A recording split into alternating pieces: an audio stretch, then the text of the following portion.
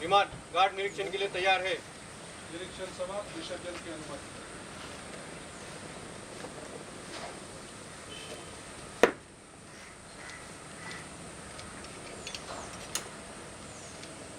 Guard पकड़ चल।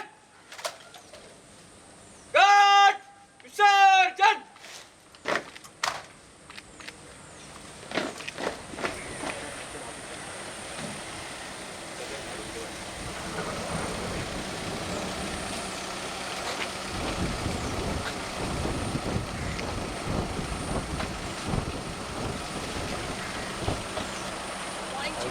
How are you?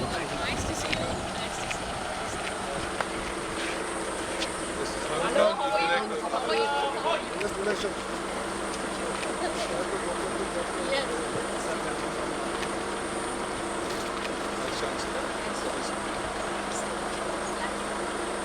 My colleague will accompany the senior administrative head, Mrs. Morales. Guard general slot सलामी चल।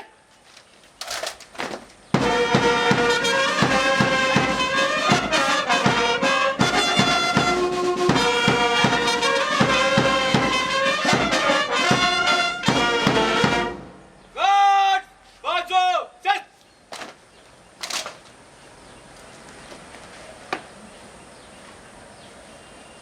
विमान guard निरीक्षण के लिए तैयार है।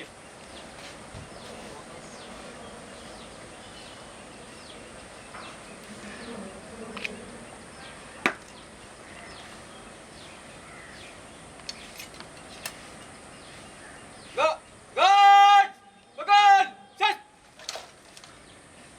गार्ड विसर्जन।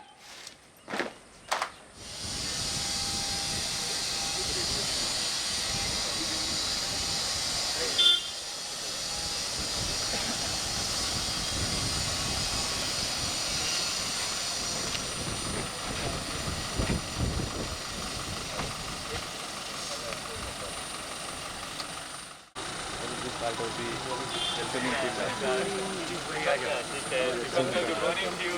Good morning, Dipankar. Thank you. You don't have to do all this formality, Dipankar. You have to be that as part of the function, official function. Thank you. I'm a homegrown product, you see. So, hi, Ramesh. How are you?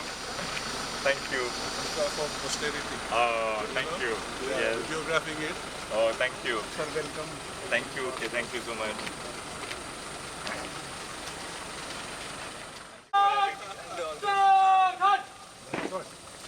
Namaskar. How are you? Ramesh? Namaste. Namaste. Hello. Ramesh, this was not necessary, eh? Deepak. Namaste. Guard general slot सलामी चल।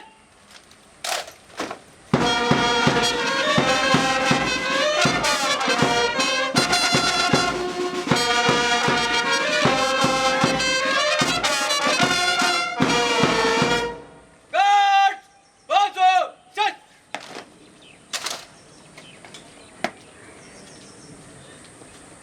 विमान guard निरीक्षण के लिए तैयार है।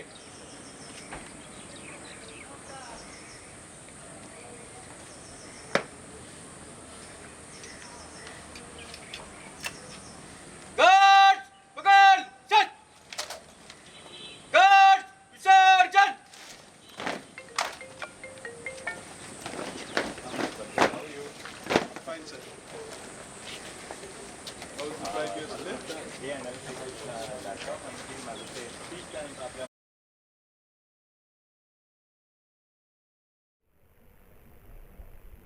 I again request everyone to please keep your phones on silent mode. The academic procession has started. I request everyone to kindly rise for the academic session, for the academic procession.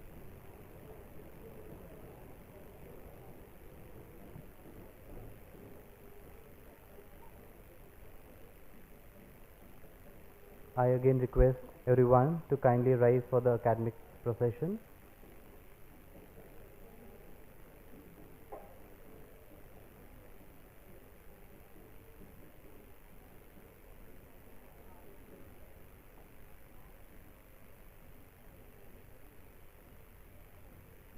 The academic procession is about to arrive the hall.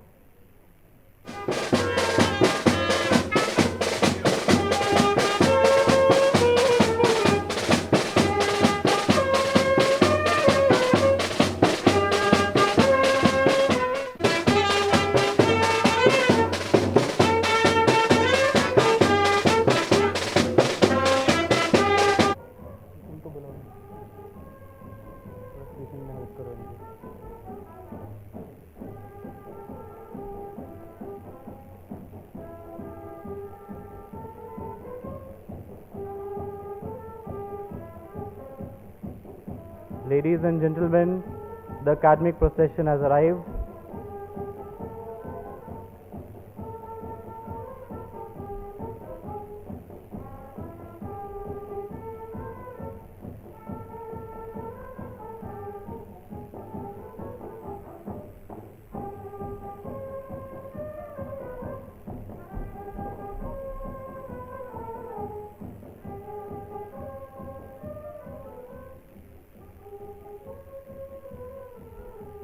Thank you everyone, thank you everyone. All of you may kindly be seated now. A very good morning to all of you. Light is a symbol of brightness and prosperity, as light expels the darkness and brings in our life prosperity and happiness. I now invite the dignitaries on the dais to kindly light the auspicious lamp.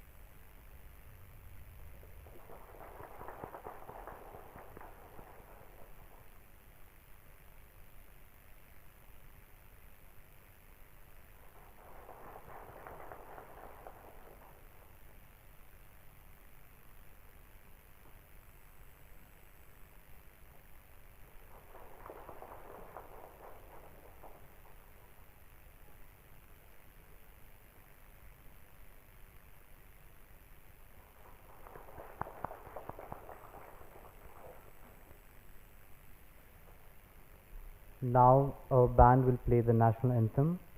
I request all of you to kindly rise for the national anthem.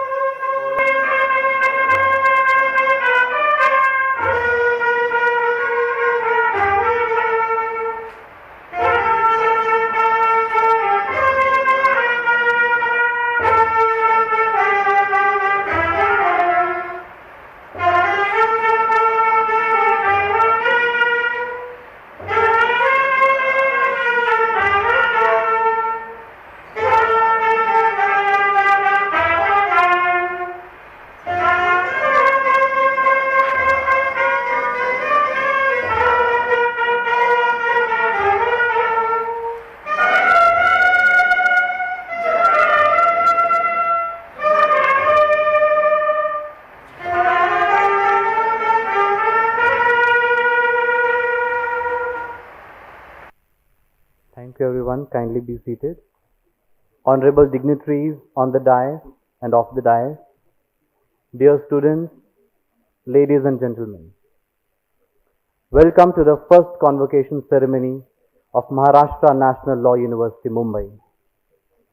It is indeed an honor for all of us to have such eminent dignitaries.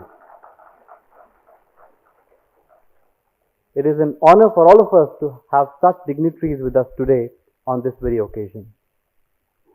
Now I request Honorable Vice Chancellor to kindly felicitate Honorable Dr. Justice D.Y. Chandrachud, Judge Supreme Court of India and Chancellor MNLU Mumbai with a shawl and a bouquet, and also present a memento as a token of respect and appreciation.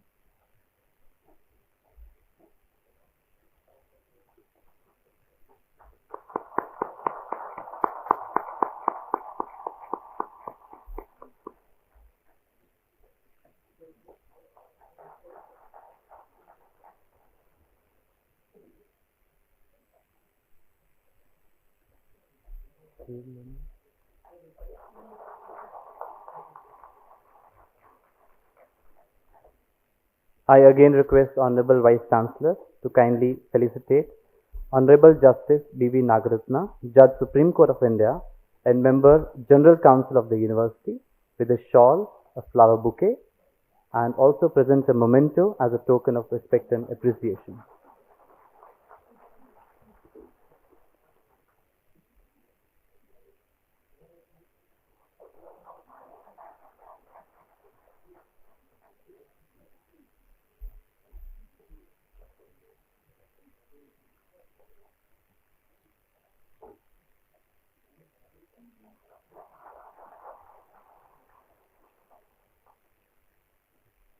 I again request Honorable Vice Chancellor to kindly felicitate Honorable Justice Dipankar Datta, Chief Justice of Bombay High Court and Pro-Chancellor of the University with a shawl, bouquet, and also present a memento as a piece of token respect and appreciation.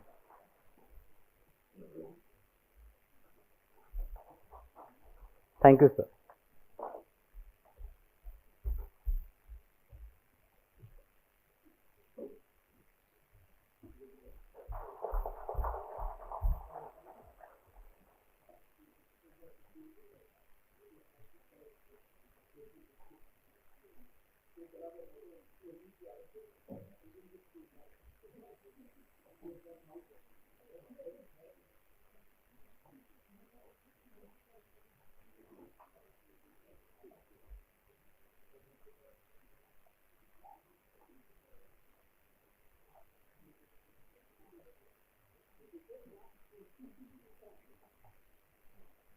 A big round of applause for all our dignitaries.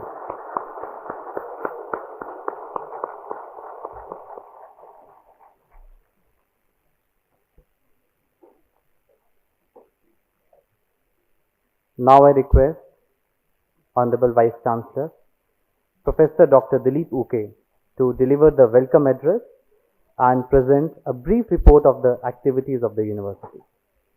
A very good morning to all. Honorable Dr. Justice D.Y. Chandrachud sir, Judge Supreme Court of India and Chancellor Maharashtra National Law University, Mumbai. Honorable Srimati Justice D.V. Nagaratna Madam, Judge Supreme Court of India and Member General Council of the University. Honorable Mr. Justice Dipankar Datta, Chief Justice High Court of Bombay and Pro-Chancellor of the University. Honorable Mr. Justice Nitin Jamdar, Judge High Court of Bombay and Member of General Council. Honorable Srimati Justice Bharati Dhangre, Judge High Court of Bombay and Member of General Council as well as Executive Council of the University.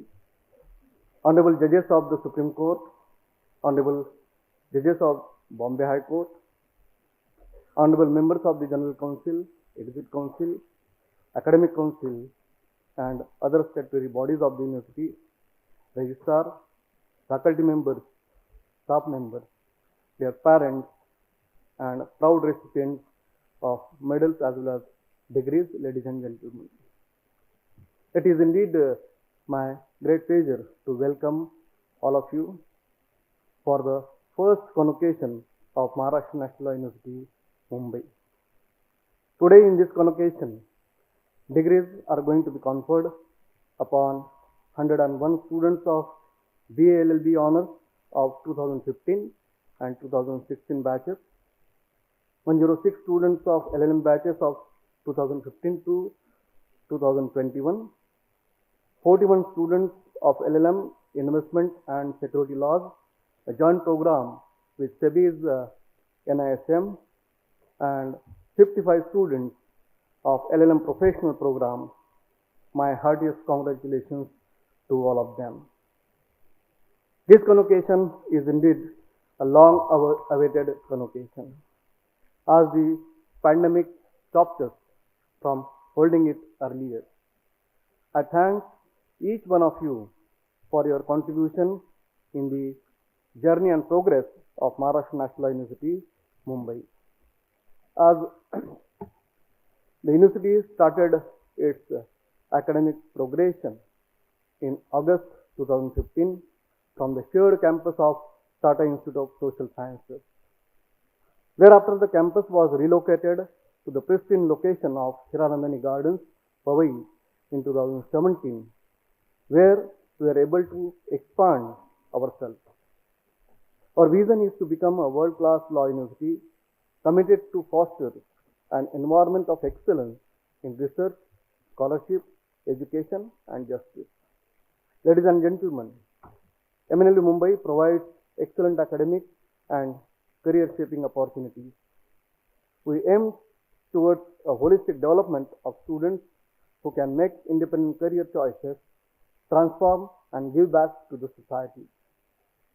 The university has strengthened its research output through near about 17 to 18 centers like Center for Maritime Law and Research Center, which has been sponsored by the Director General of Shipping, Government of India, Information and Communication Technology and Law, Center of Arbitration and Mediation, and all other centers. MNLU Mumbai believes in the values enshrined in the Indian Constitution like justice, liberty, equality, fraternity, secularism, humanism, etc., and makes all efforts to inculcate them through its students, staff, and others to make this institution as not only the center of legal knowledge but also an inclusive center of humanity. Over these years, the university has been conscious of the societal demands for the diverse academic streams. This made us start LLM professional degree program, which is for the professionals, judges, lawyers who cannot pursue a program, a full-time regular course due to their professional commitments. The first batch will be awarded degrees today. We also started the first of its kind MA Executive in Mediation and Conflict Resolution, which is the first of such program in the whole South Asia in 2020. Understanding the market's demands, we launched PG diploma programs in litigation lawyering and law firm management, crime investigation, medical jurisprudence, and forensic science, fashion law, diploma in arbitration and mediation, GST, and intellectual property rights. Furthermore, the university has collaborated with National Institute of Security Markets, a unit of SEBI, and launched a unique LLM in investment and security laws, which received a huge response. The first batch will receive their degrees today.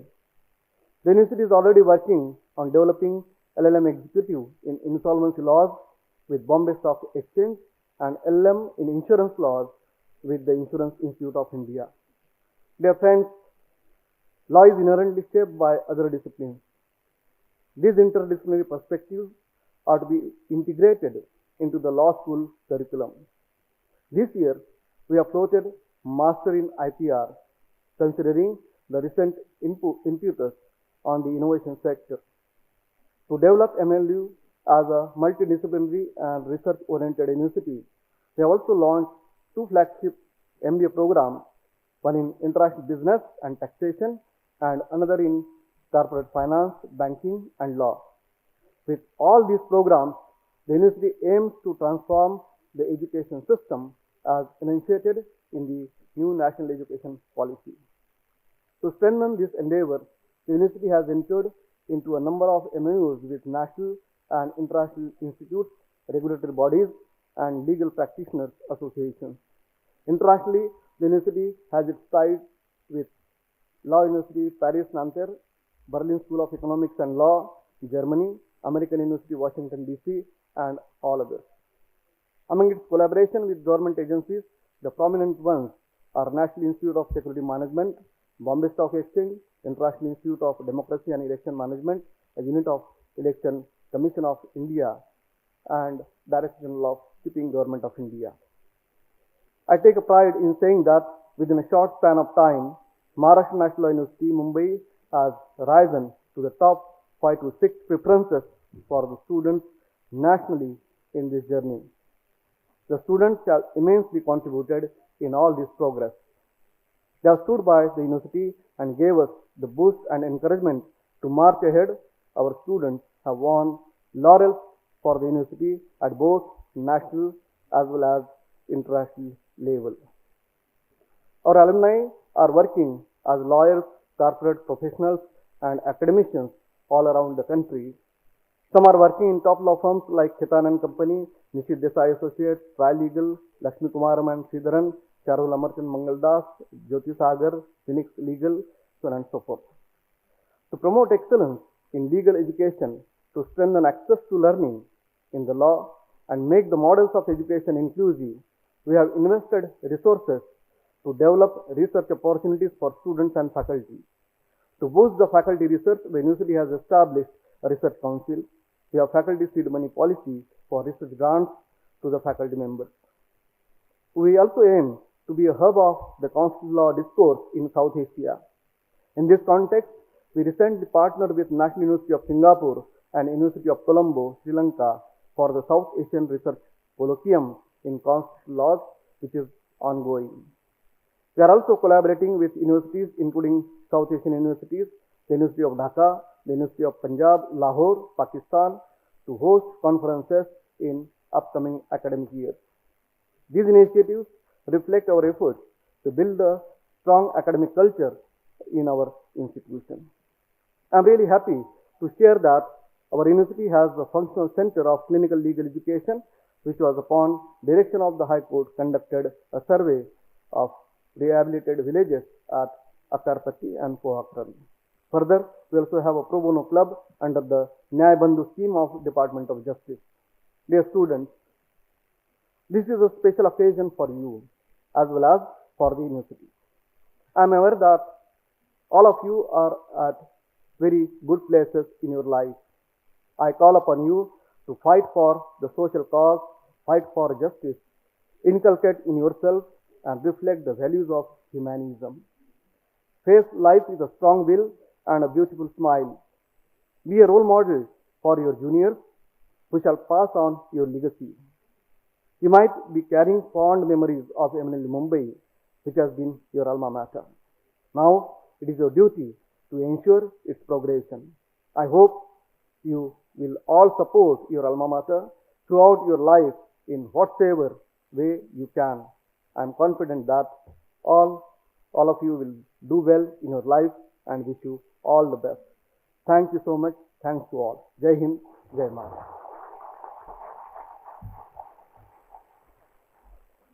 Thank you so much, Honorable Vice Chancellor, sir, for always inspiring us and always encouraging us. Now I again request Honorable Vice Chancellor to kindly invoke the convocation opening proceedings.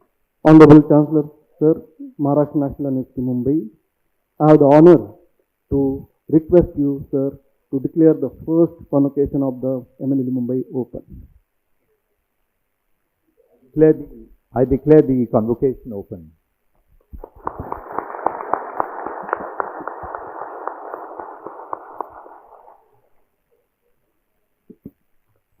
I now invite Honorable Pro Chancellor Justice Dipankar Datta, Chief Justice of High Court of Bombay, to kindly deliver the Pro-Chancellor's address. Honorable Dr. Justice T.Y. Chandrachud, Judge, Supreme Court of India, and the Chancellor, Maharashtra National Law University, Mumbai. Honorable Justice B.V. Nagaratna, Judge of the Supreme Court of India and member of the General Council, Maharashtra National Law University, Mumbai. My sister and brother judges on and off the dais, Professor Dr. Dilip Uke, Vice Chancellor, Maharashtra National Law University, Mumbai. Professor Dr. Anil Wariyat, In Charge Registrar, Maharashtra National Law University, Mumbai. Members of the General Council, Executive Council, Academic Council, and the Finance Committee of the University. Professors, faculty members, and staff of the University. Members of the Judicial Fraternity, and all other dignitaries on and off the dais. Graduating students and their parents, relatives, and friends. Ladies and gentlemen, Namaskar and good morning. As the Pro-Chancellor of the University, I extend warm greetings to one and all present here today at the first Convocation. A Convocation is the ceremonial gathering that graduating students look forward to, and understandably so. This is the day for them to receive their degrees and medals, for which each one of them must have put up a stupendous effort. This is the day that marks a new beginning for them. Dear students, congratulations to each one of you for the success that you have achieved. I find, looking at the young audience before me, that the eyes of the graduating students are bright and shining. Their faces are expressing different shades of emotion: pleasure, satisfaction, wonder, as well as pride. They are all bubbling with energy and glowing with the thought that they have at last made it. This day, I am sure, would certainly count as one of the most memorable days of their lives. In a few minutes from now, they would come up on stage to receive their degrees and medals from none other than Justice Dr. Chandrachud and Justice Nagaratna, who must have been and are their role models. The excitement is therefore quite natural. From tomorrow, my dear students, all of you will step into a world full of myriad opportunities and robust competitions. It is a moment of transition from academia to the practical world. You will be facing the real world with all its ups and downs. Many of you would be moving out of your homes and the guardianship of the institution as well. This institution has prepared you for facing the world, but there are many other lessons that you will learn through your experience. In this world of competition, ensure that you do not get lost in competing with everyone around you and see everyone as your enemy. Compete with yourself. Try to be a better human being. Progress and get better every day. Don't make this beautiful journey of growth into a race. Work, progress, and take others along with you. Stand on your own feet and make a great career for yourself. I sincerely believe that those students who secure admission in the national law schools are a class apart. They are the talent we look forward to serve the nation in future. Remember, dear students, you have much bigger roles to play than you may have thought of. Let me take this opportunity of giving you some elderly advice and guidance and share certain words of wisdom that I heard from my elders and which I am sure could be of some assistance to you in your future life. Having graduated from this university, you would know what are the opportunities that would unfold. There is a general perception amongst critics that law graduates of national law schools refuse to take up law as a profession or join the judiciary, possibly because of the low returns. These law graduates, unfortunately, earn an ill repute from day one that they are interested in things other than law. Left to me, I do not agree with the critics. The objective of imparting education is to attempt to secure the full development of the human personality.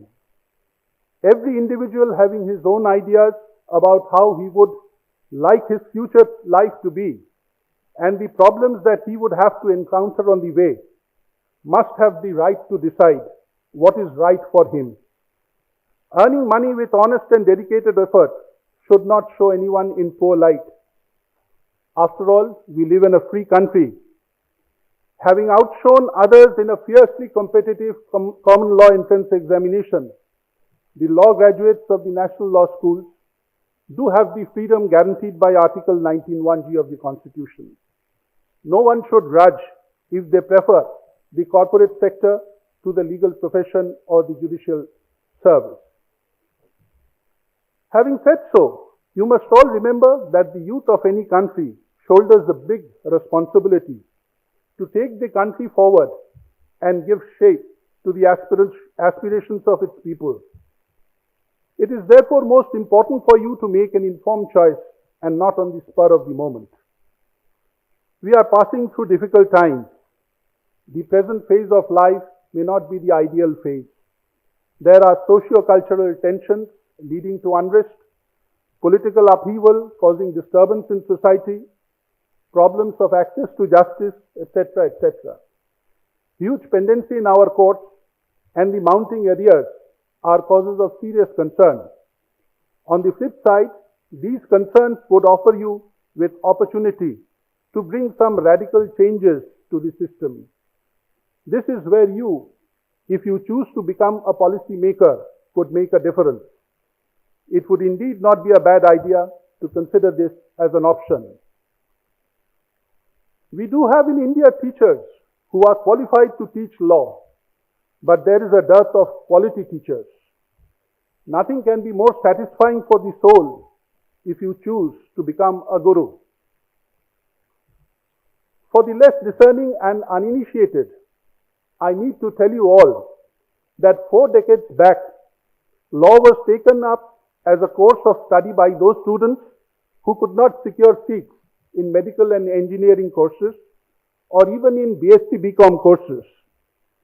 From 1984, legal education in India underwent a paradigm shift with the 5-year integrated LLB curriculum being introduced to harmonize social relevance and professional competence.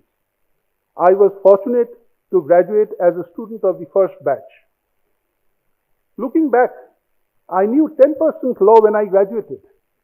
My real learning of law was in the court halls and while deviling in the chambers of my senior. Even as a judge for the last 16 years, I am constantly in the process of learning.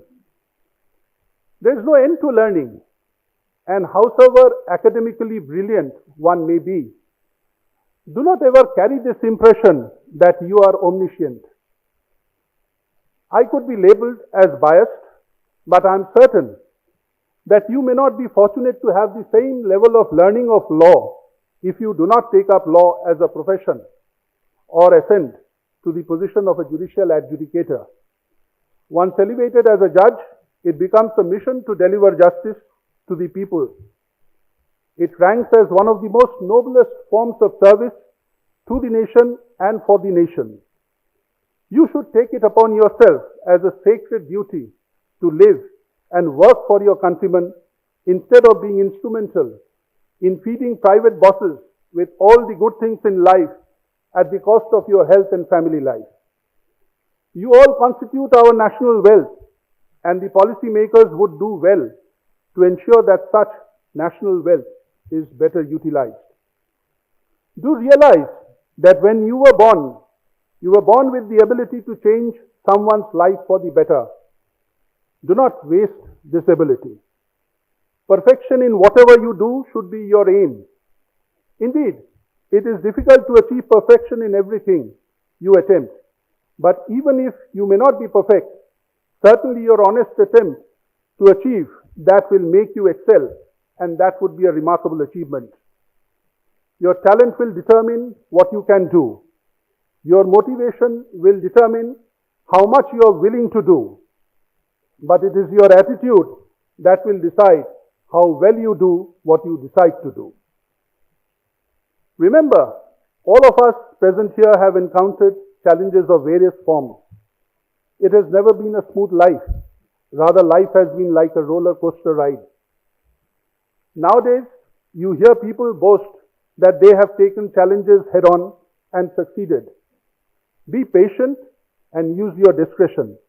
Be balanced in your approach and remain flexible to adjust to all conditions. It is sometimes profitable to take a step backward. Set yourself difficult goals and push yourself without settling down.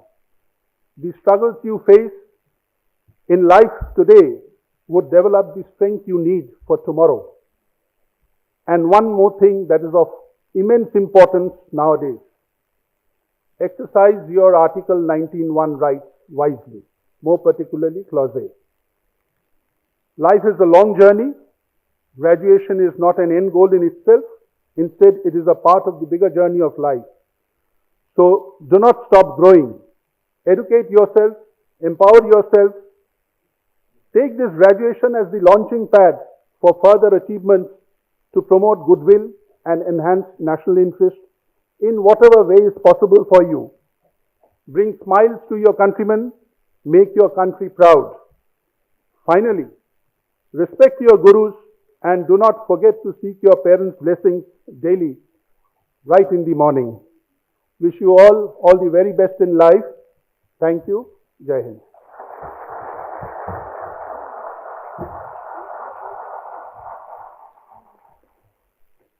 Thank you so much, Honorable Lordship, for your address and word of wisdom and encouragement.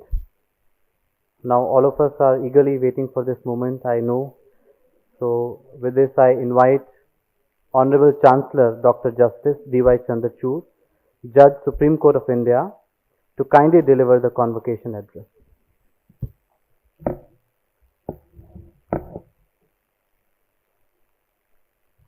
Chief Justice Dipankar Datta,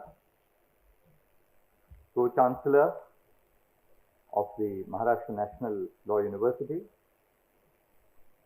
my distinguished colleague Justice B.V. Nagaratna, Judge of the Supreme Court of India, judges of the Bombay High Court, many of whom have been my colleagues on the bench or, as the case may be, at the bar, Dr. Dilip Uke, Vice Chancellor, members of the Executive Council and the Academic Council, the Finance Committee and all the other bodies of the university, distinguished members of the faculty, the graduating students, their parents without whom this would not have been possible, and all other esteemed guests. It gives me a great sense of honor to speak at the first convocation ceremony of the Maharashtra National Law University. MNLU, in a short span of time, has become a center of excellence.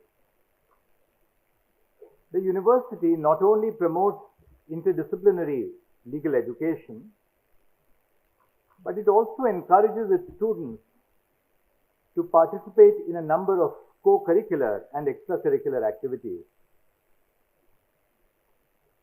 The students at MNLU have made a name for themselves by winning accolades in debating, in mooting, and in sports competitions.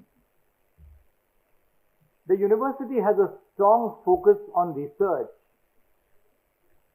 and commands 15 research centers. I've also had a personal experience myself of engaging with students of MNLU at my chambers, where they have proved their mettle while interning with me. The students of MNLU who have interned with me have been diligent, knowledgeable, and above all, each of them has been a grounded individual. Giving a convocation address is always a difficult task. It marks an end and it marks a beginning. Graduation invokes complex emotions, happiness, accomplishment, anticipation, nostalgia, and also a little bit of sadness. You have to let go of the familiar. One of my judicial clerks, who is now working in New York, after pursuing her LLM at Harvard Law School, told me that what she found most poignant when she left NUJS one final time in Kolkata after the graduation ceremony was to say goodbye to the woman who came every morning to her dorm room to clean up after her. So you have to let go of the familiar. You will take with you the affection that you share for your friends, the admiration that you have for your faculty members, and the shared experience of a time that has gone by with all its adversities and joys. The journey of your batch has indeed been tumultuous, with the pandemic overhauling our systems of education. In fact, it would not be an exaggeration for me to say that the pandemic has overhauled all our commitments and expectations of life and of the ways in which we lead our own lives, whether as citizens or as professionals. But as Richelle Goodrich, an American novelist, says, stand tall on the summit after a tedious climb. Take in the remarkable scenery and the exhilaration of accomplishment. But don't you pause for long. There are greater mountains to climb while you still possess the drive and capacity to do so. So there are greater mountains for all of you to climb still before you. Graduation, as I said, also marks the beginning. Some of you may be joining a corporate law firm. Some may be planning to pursue further education. Some of you would be joining litigation. And it's even possible that some of you may be taking up filmmaking or even a culinary course. When I was young and you joined the profession of law, it was assumed that you would hang up your boots one day in or outside the court. Not so anymore, as the opportunities for our young expand beyond their horizon. All of them are worthy choices. There is no single way to use your law degree. There is no ideal linear trajectory to follow. As it is said, there is no curriculum to life. At every stage, it is an elective course.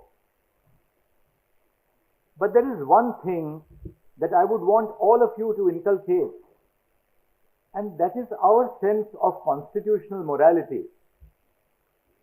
You may have heard this phrase being used in judgments, but this principle has a wider import beyond courtrooms. As Babasaheb Dr. B.R. Ambedkar said, the Constitution is not a mere lawyer's document. It is a vehicle of life, and its spirit is always the spirit of the age. The Constitution was not envisaged as a mere legal document, but a moral guiding force for citizens. Acharya J.B. Kriplani, as a member of the Constituent Assembly, noted that what we have enunciated in the preamble are not merely legal, constitutional, and formal principles, but moral principles. And moral principles have got to be lived in life. They have to be lived whether it is in your private life or it is public life, whether it is commercial life, political life, or the life of an administrator. They have to be lived throughout. These things we have to remember if our constitution is to succeed. As Dr. B.R. Ambedkar noted, constitutional morality is not a natural sentiment. It has to be cultivated. As you venture beyond the gates of your university, ask yourself, do you value the liberty, equality and dignity of every person? Do you believe in fraternity?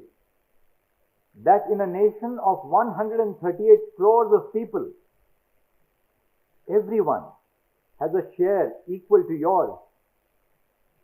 When I talk about fraternity, I'm not talking about homogeneity, but solidarity. That despite differences, we belong to this nation and that this nation belongs to us. That difference should never be a ground for discrimination. Fraternity is an extremely important value that shapes the social life of a nation. And I invoke Dr. Ambedkar once again when I quote him, as he said, without fraternity, equality and liberty will be no deeper than coats of paint. Fraternity is also important for structuring our democracy, to recognize and accept the plurality of people and interests and the value of deliberation and not top-down imposition. Democracy is itself more than the rule of the majority. It is a system built on respect for the infinite dignity of each individual man and woman, on each person's moral striving for freedom, justice and truth. It is a spiritual and moral possession. Democracy is not just rules, it is a way of life. It encourages everybody to make the best of their capabilities and capacities, holds that we have a moral responsibility to do so. It encourages the artist to seek beauty, the neighbor to seek community, the psychologist to seek perception, the scientist to seek the truth. And these words were expressed by Thomas Mann in his 1938 book titled The Coming Victory of Democracy. But how does one live a life imbibing constitutional values? That's the question I ask myself. Constitutional values can be themselves very difficult to define, for they are contested. Even judges differ on the meanings of these familiar phrases of liberty, equality, and dignity. What is required is to decipher the underlying constitutional philosophy, or what we call constitutional morality. The Indian Constitution has been called a transformative document, which means that it not only sought to transfer power from a colonial government to a democratically elected indigenous government, but it also aimed to bring substantive changes to the way society was structured. It is apparent that our Constitution promotes a tolerant and inclusive philosophy instead of an exclusionary one. Take the example of Article 15, which prohibits discrimination on the grounds of race, caste, sex, place of birth and religion. What is common to these grounds is that there are personal characteristics that are either immutable or reflect the fundamental choice of an individual. Another commonality is that many of these characteristics have been employed to historically discriminate against groups of people like Dalits, women, queer people, and other minorities. The Constitution then prohibits discrimination against people who have been historically subjected to discrimination on the basis of these characteristics. It also recognizes that positive measures for the advancement of some of these marginalized groups need to be adopted by the state. This inclusive philosophy of the Constitution must be practiced in our personal and professional lives. Devoting one's life to social justice and rights litigation is a remarkable way to promote the values of our Constitution. However, I understand that pursuing such a career trajectory is not for everyone. In fact, for many of you, the low pay which accompanies such practice not only makes rights litigation an unlikely, but an impossible choice. Many students come from impoverished backgrounds. They or their families may have taken loans to fund university education. They are compelled to take high-paying jobs to pay off their loans. Further, for many students from marginalized backgrounds, financially lucrative jobs bring social mobility. But one can promote constitutional values and social justice if you imbibe constitutional morality in the way you conduct your professional life. For instance, even if you are working at a corporate law firm, you can take up pro bono work. You can associate yourself with an NGO, or you can be a part of databases of lawyers that can support marginalized groups. There are many such legal databases of lawyers online that have been created to cater to women, the disabled, and the queer persons in need of legal counsel.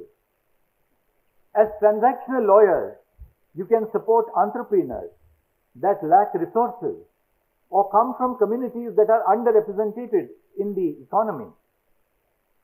Even small things like highlighting the lack of an effective legally compliant anti-sexual harassment policy while conducting due diligence on a company that is to be acquired go a long way in promoting gender justice. In 1973, E.F. Schumacher titled his life-changing book, Small is Beautiful.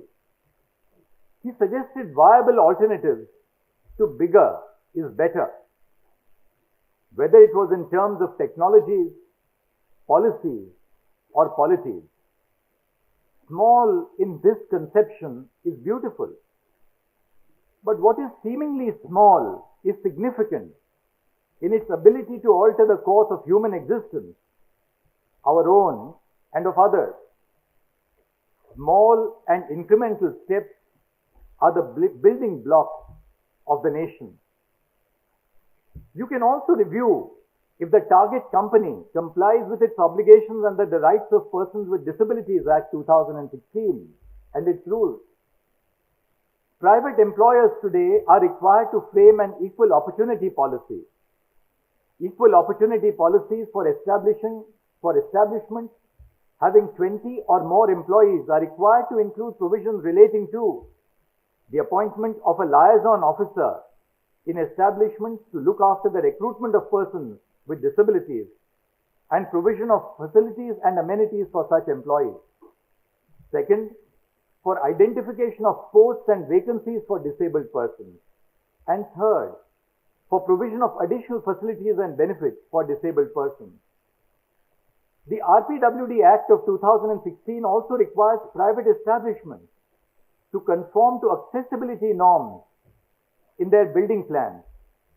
If private establishments have received incentives from the government, 5% of their workforce must be comprised of disabled persons. I note in my recent judgment in Vikas Kumar versus UPSC that the role of the private sector in the market has increased manifold since the advent of liberalization in India. The RPWD Act 2016 recognizes that with the burgeoning role of the private sector in generating employment in India, an active responsibility has to be cast upon private employers to create an inclusive workforce by providing persons with disabilities equal opportunities in the job market. However, the guarantee of equal opportunity must be accompanied by the provision of reasonable accommodation. Likewise, the Transgender Persons Protection of Rights Rules 2020 impose obligations on private establishments to implement measures to prevent discrimination against transgender individuals. They are required to publish an equal opportunity policy for transgender persons, which would include details of infrastructure facilities like gender-neutral washrooms, measures for safety and security, transportation and guards, and other amenities. If a manufacturing facility is the subject of a transaction, you can verify whether it complies with the safety provisions of the Factories Act and the remuneration and retrenchment provisions of the labor codes in India.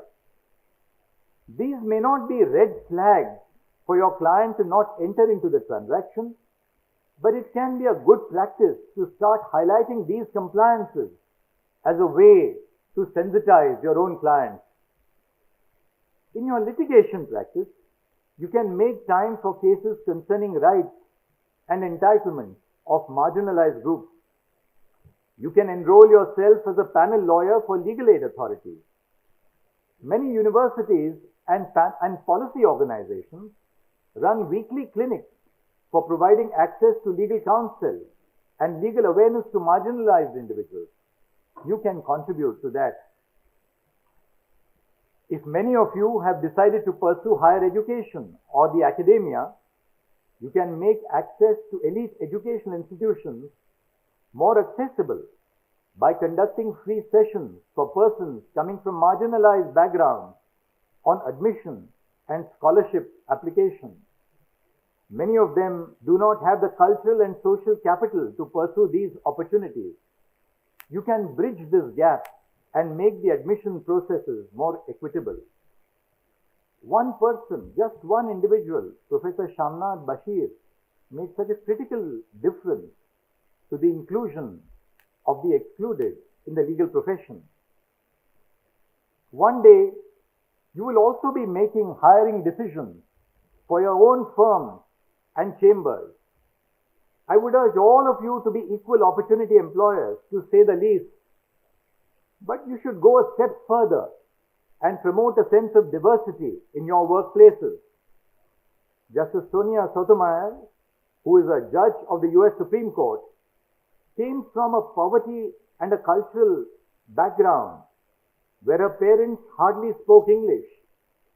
She has discussed how the affirmative action programs at Princeton and Yale opened doors to her, enabling students like her from disadvantaged backgrounds to get a chance to succeed.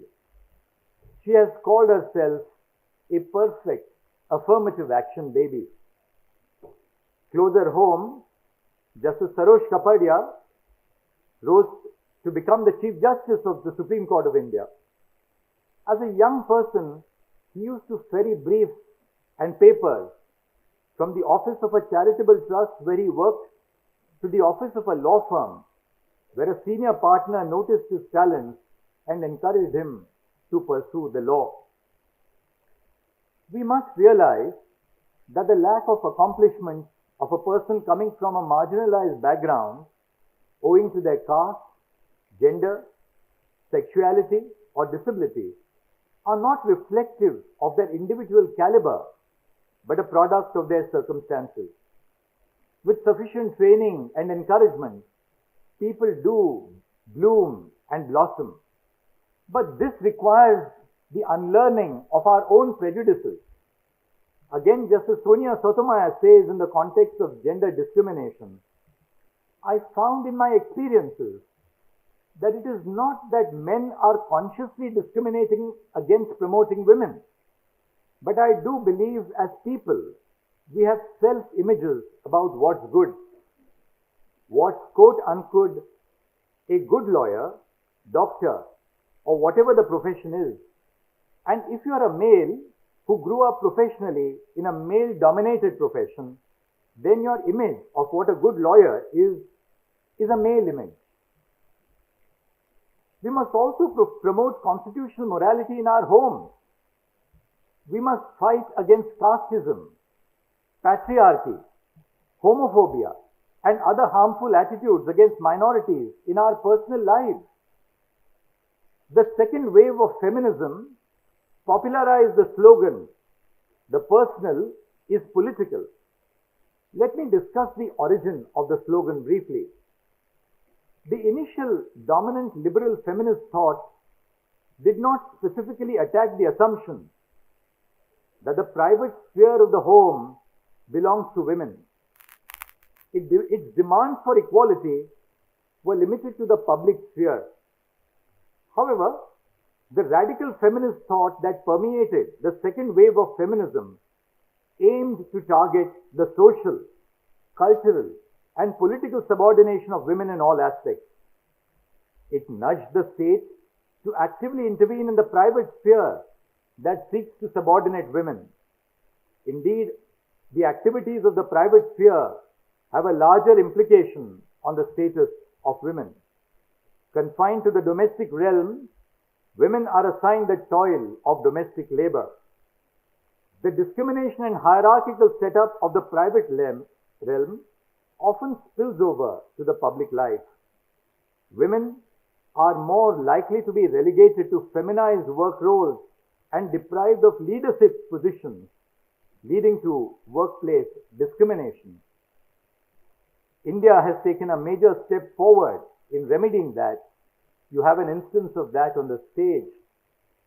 One of the first woman who would adorn the office of Chief Justice of India.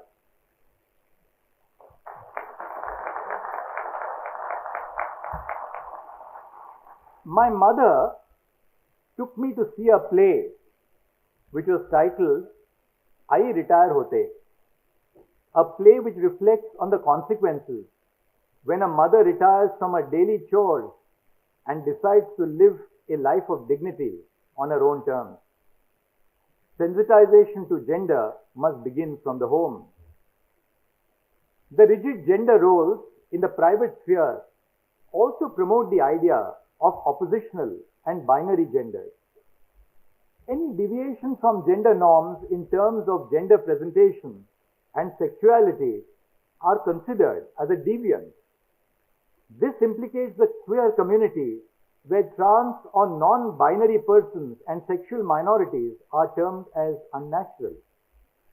We learn much of casteist behavior in our own homes. This includes customs or traditions that reflect caste superiority or caste purity, and the markers that upper caste groups use to distinguish themselves from oppressed castes. During the first religious festival in our own home, my daughter-in-law asked me whether there was a rule of excluding women from worship during the time that they had their period. I told my daughter, as every daughter-in-law is and has to be, that purity dwells within the soul, the mind, and the body, and that no such rule was practiced within our home. This also includes the norms governing marriage, where marriages between upper caste and oppressed caste individuals are still looked down upon with prejudice in upper caste households. This holds true even for interreligious marriages. It is tragic when we allow social conformity to trump over personal autonomy. In Shafin Jahan versus Ashokan KM and others, the Supreme Court has observed, our choices are respected because they are ours. Social approval for intimate personal decisions is not the basis for recognizing them. Indeed, the Constitution protects personal liberty from disapproving audiences. Thus, our homes are not devoid of politics, and the onus is on us to give way to progressive practices in our personal lives. In this regard, Paula Rust, an American sociologist, has commented, one should make personal choices that are consistent with one's personal politics. Personal life and personal politics are indistinguishable. Let constitutional morality be a guiding principle of how you conduct your lives in courtrooms and beyond. I have this morning only shared a few ideas with you on how you can commit your life to social justice. All of you live in the age of information, when the internet is flooding you with information and ideas. Yet, all of us in today's information age live in an information bubble where we do not have the patience to listen to what is not to our liking. The time period that we spend in assimilating information is increasingly becoming short, just as the information age thrests large gigabytes of information into each one of us as citizens. So in this informational bubble that you will find yourself, please remember to look at life's experiences beyond the bubble, to explore beyond what is constantly being fed to you by the information which is available, particularly on the social media, and learn to live your own experiences of life, uninfluenced sometimes by what is thrust upon you. It is my hope and belief that you will all come up with innumerable and creative ways to work the Constitution. In parting, I will leave you with the words of the American civil rights activist Maya Angelou when she says, "Look beyond your tasseled cap." And I see a lot of you have, and many of you don't have those tasseled caps. Look beyond your tasseled cap, and you will see injustice.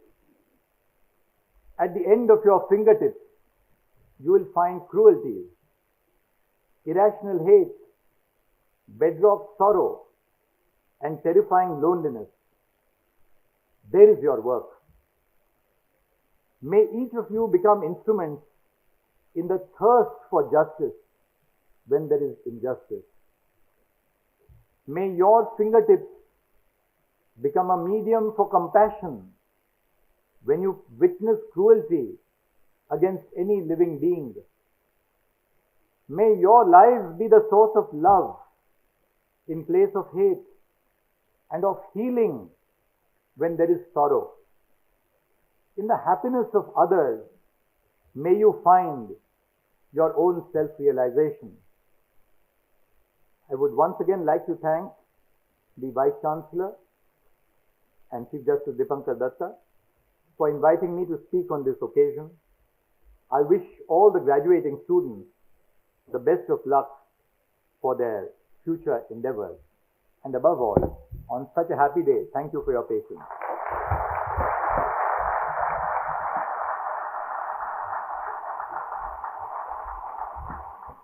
Thank you so much, Honorable Chancellor Sir, for your enlightening address, for opining about constitutional morality, constitutional values, and social justice as well as life.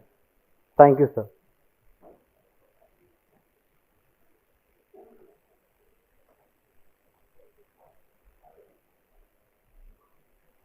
Dear all, we'll now start the degree and medal awarding ceremony. So the procedure is like this. Respected Registrar Sir will present the candidates of the respective programs who will stand at their seats.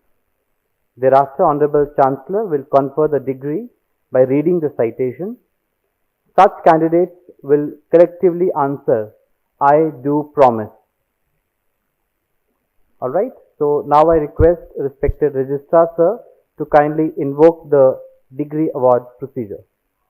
I have the honor to present to you the candidates for the degree of Master of Laws, LLM, whose names are set out in the list. They have been found qualified for the degree of Master of Laws, to which I pray they may be admitted. Candidates taking the degree of Master of Laws in person will please stand forward.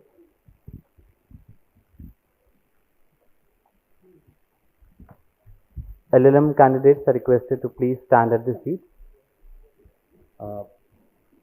By virtue of the authority vested in me as the Chancellor, Maharashtra National Law University, Mumbai, I admit you as also the candidates in absentia to the degree of Master of Laws, LLM, in this university.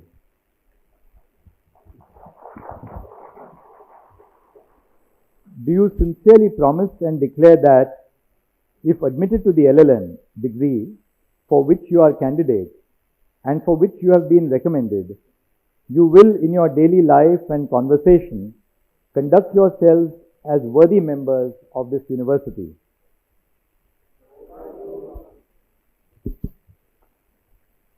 Thank you, sir.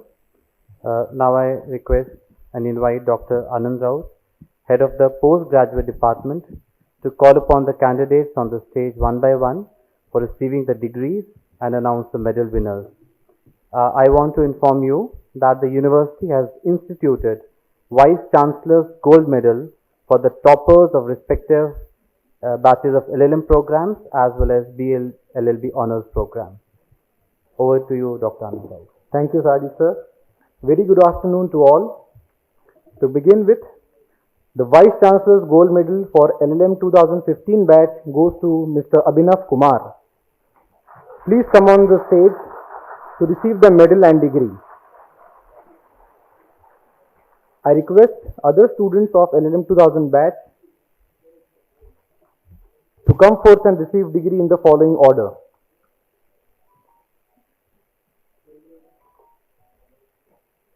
Utkarsh Ravi, Abhishek Srivastav. For LLM 2017 batch, the Vice Chancellor's Gold Medal goes to Swati Shankar. I request her to come to the stage and receive the medal and degree. I request Honorable Chancellor, Honorable Pro-Chancellor, Justice Nagaratna, to kindly award the degrees to the students.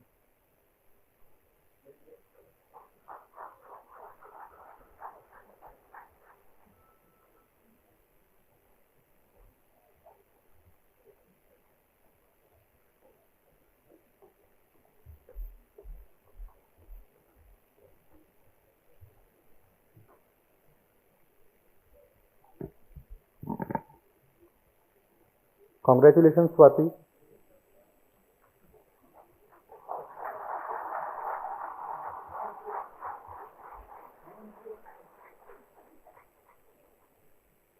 I request other students of LLM 2017 batch to come to the stage and receive the degree. Ankit Sirpatwar, Ankita Nishad,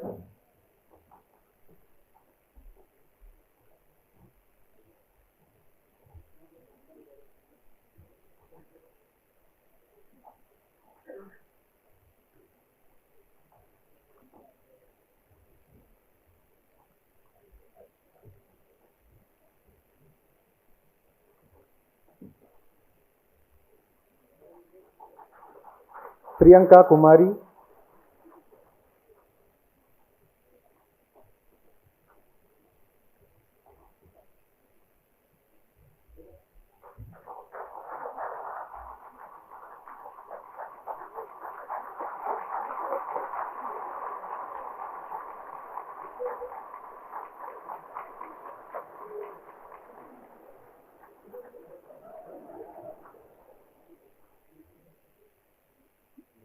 the Vice Chancellor's Gold Medal for LLM 2018 batch goes to Rukma Chetan Lavanya.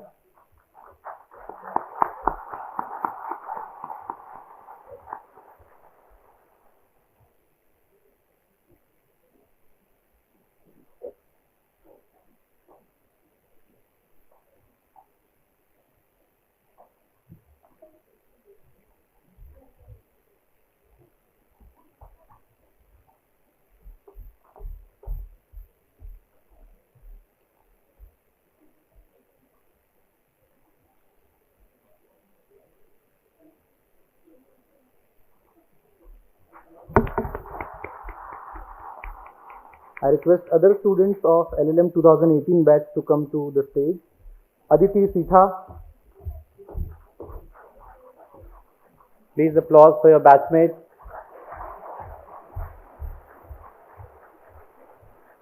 Rahil Kazi.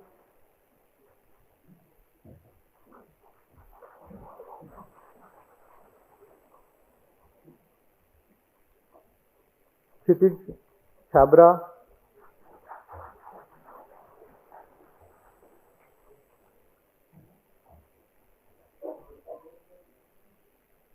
Hasana Kadri.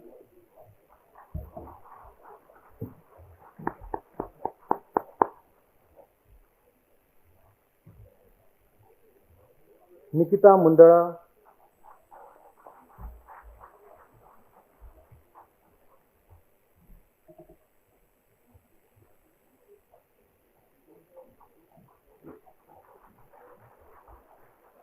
For LLM 2019 batch, the Vice Chancellor's Gold Medal goes to Sudanva Bedekar. I request him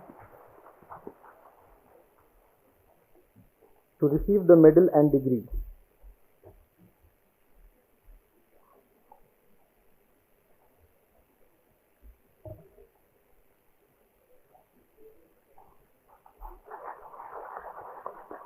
I request other students of 2019 batch to come to the stage and receive the degree. Arushi Antwal.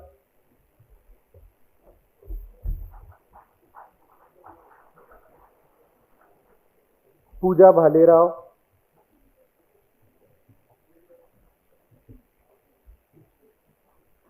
Vinay Borkar. Please applause for your batchmates.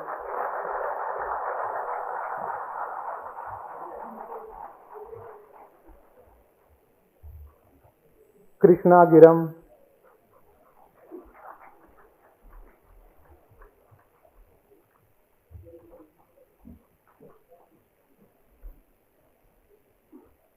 Krishna Giram.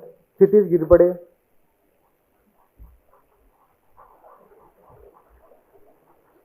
Ruchira Halli.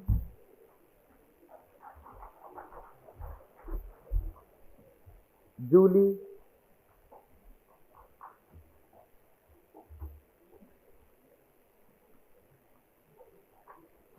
Kumari Sumni.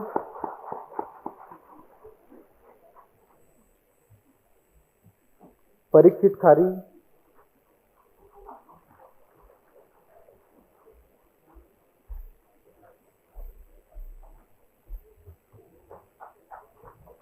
Raksha Thakur.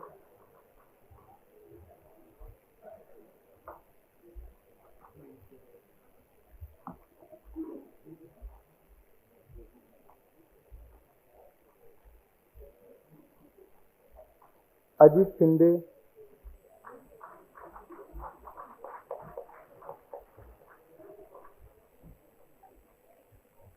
Shubham Shukla.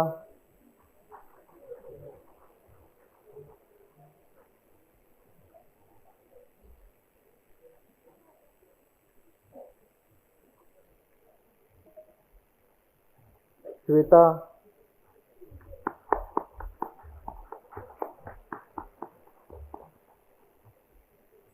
Applause should continue. Sunil Kumar Soni. Tanvi Bhatia.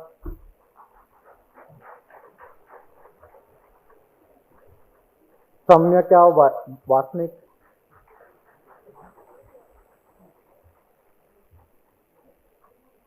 Priyadarshini Uike.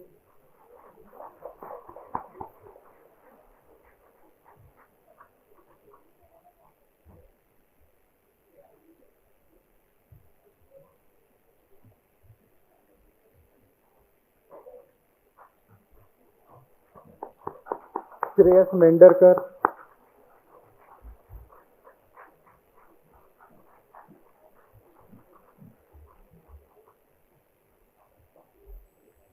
For the LLM 2020 batch, the Vice Chancellor's Gold Medal goes to Abhishek Shivkumar Nandimat.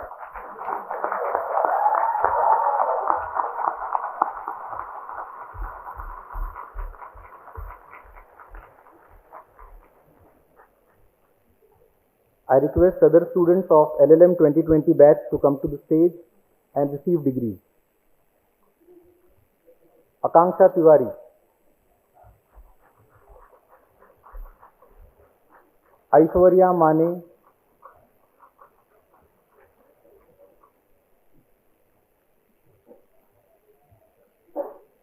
Asmita Sharma,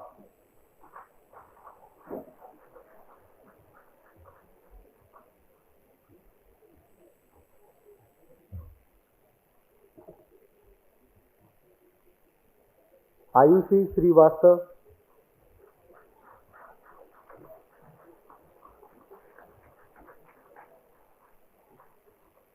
Ruchi Sudharanjan Bhagat,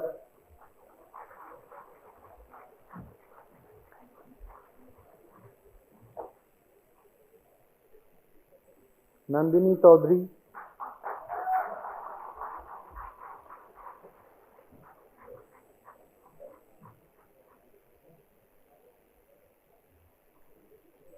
Mansi Dabhade,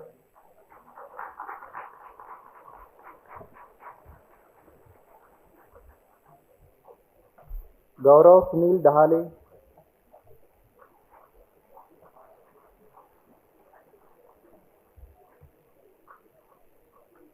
Akanksha Dhatrak,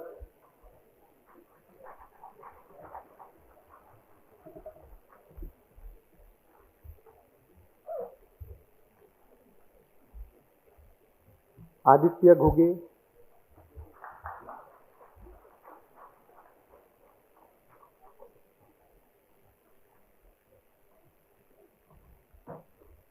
Alisha Girkar,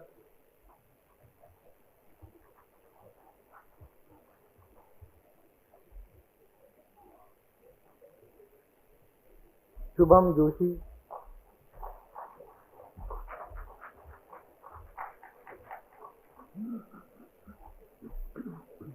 Sauksha Lakade,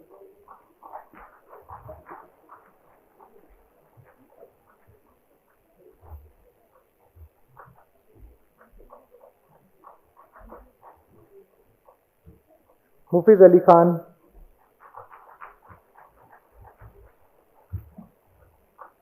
Neha Dange,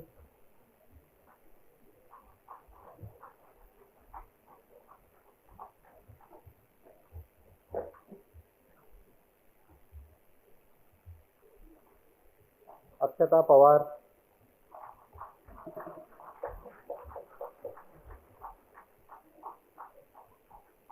I also request Justice Bharti Dangre and Justice Nitin Jamdar ji to kindly award the degrees. Rakshit Das, Rangoli Tiwari,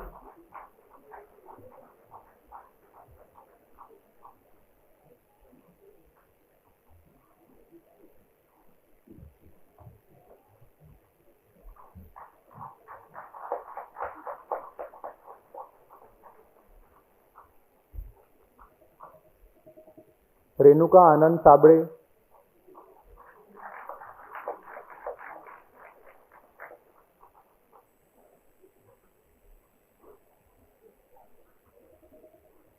Ajinkya Sarvade,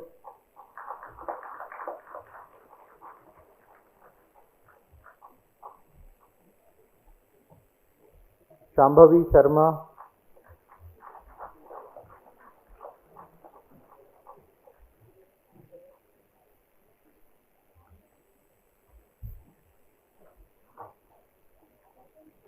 Monali Solanki,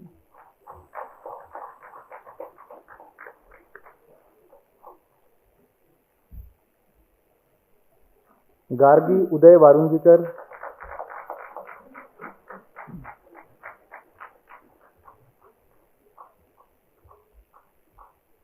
Prajakta Jhalke,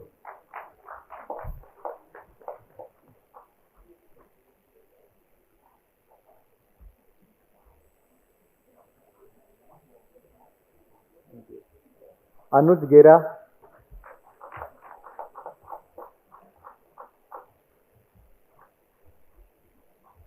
Ritu Uplap,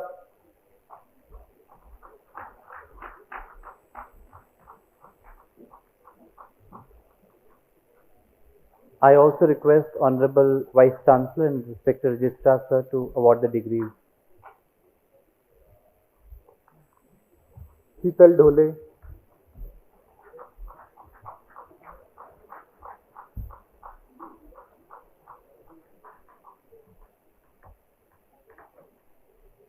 Madhyama Gujar,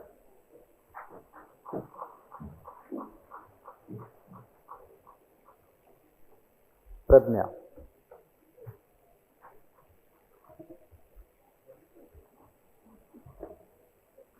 University also offers unique and innovative master's program on investment and security laws in collaboration with National Institute of Security Markets.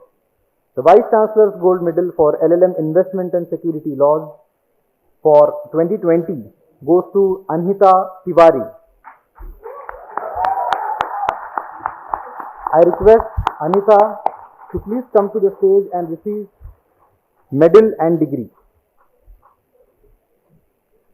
I also request other students of LLM Investment and Security Laws to come to stage and receive degrees in the following order. Aboli Pitre,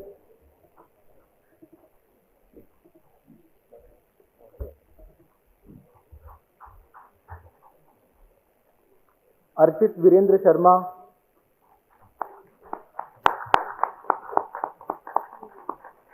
Chinmay Deepak Gosavi,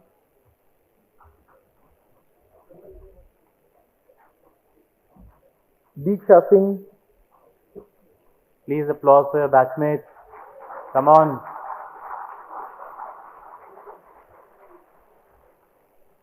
Dwarampudi Kalyan Reddy,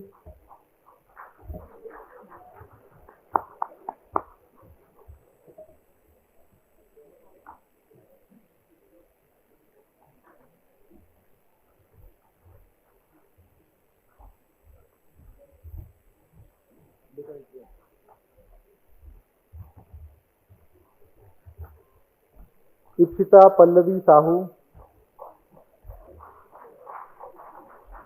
Josh Eskambekar,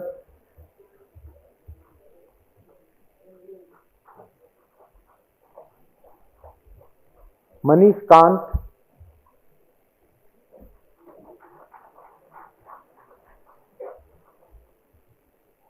Mayank Chauhan,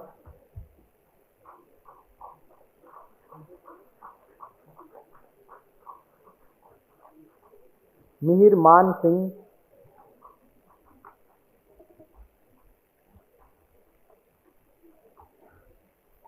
Narayan Tiyadi,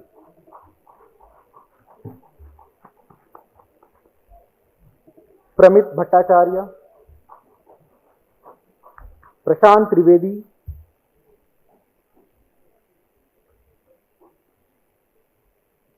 Pushpanjali Kumari,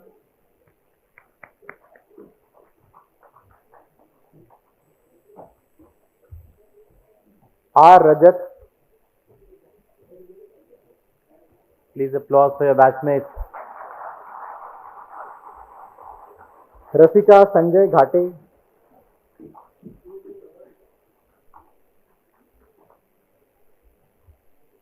Renuka Abhay Katle,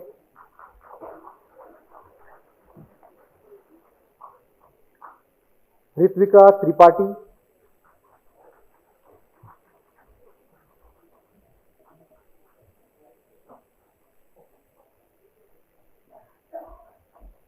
Samprati Srivastav,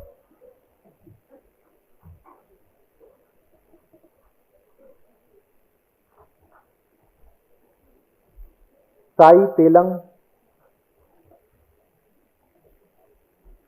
I request Honorable Justice Nagaratna to kindly award the degrees. Shabda Mishra,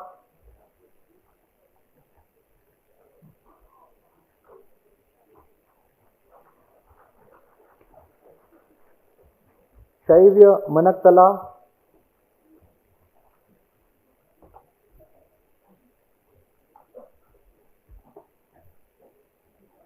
Shamrao Patil,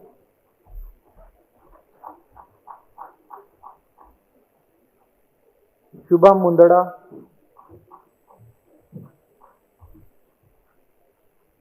Shweta ओझा,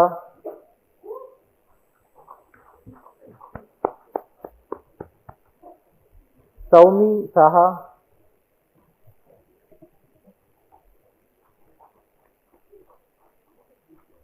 सुयश भटनागर, उर्मिलेश कुमार, उत्कर्ष कुमार मिश्रा, वार्षिनी पुनी, Yagnesh Pareek,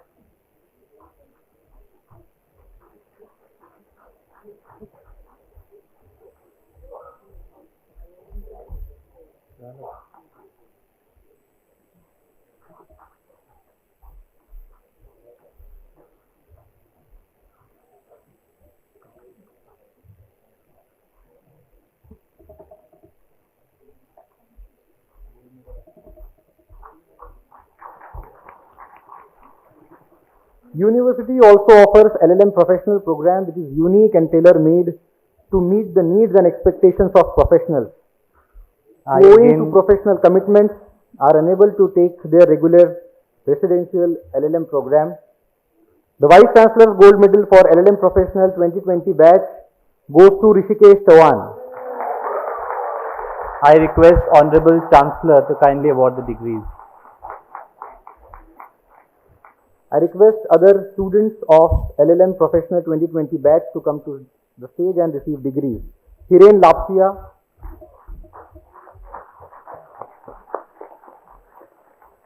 Joyashula Siddharth, Swidil Rodriguez,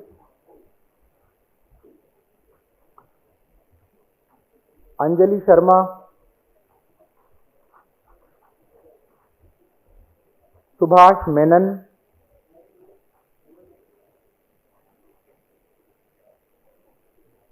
Purushottam Kasar,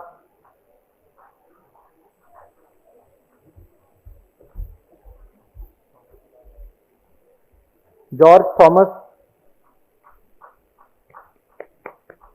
Please applause for your batchmates. Come on.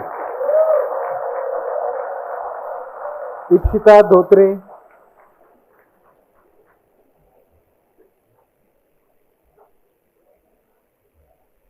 Divya Pathak,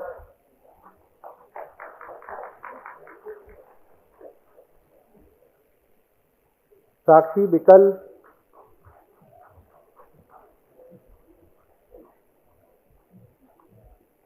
Snehi Sharaf,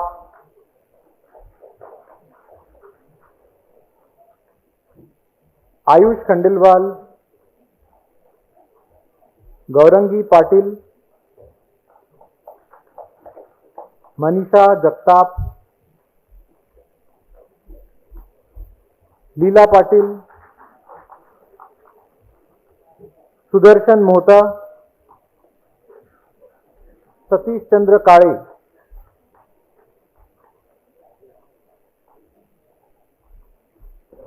Chaudhary Nitin Ramachandra Nalini,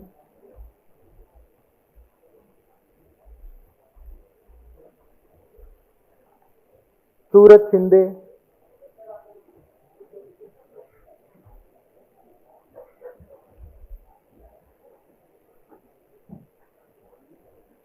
Ashish Singare, Dinesh Pandey,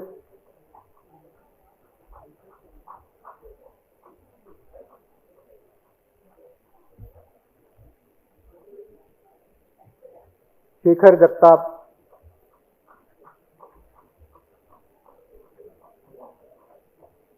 Sai Ruchita Chaudhary. I request Honorable Pro Chancellor Justice Dipankar Datta to kindly award the degrees. Shri Shekhar Samant, Honorable Pro Chancellor sir, kindly award the degrees.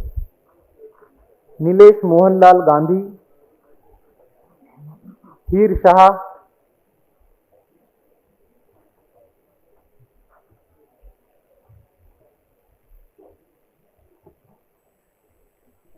Avni Nadkarni,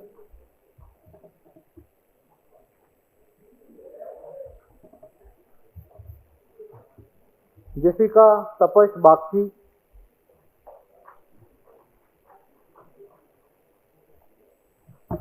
Ankita Naik.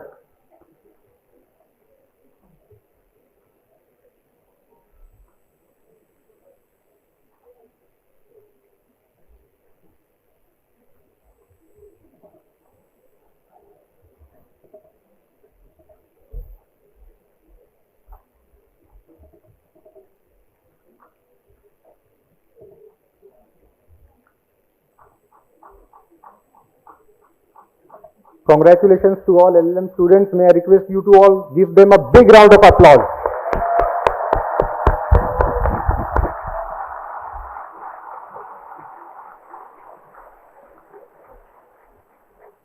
Huge congratulations to all the gold medal winners. Once again, a big applause to all gold medal winners.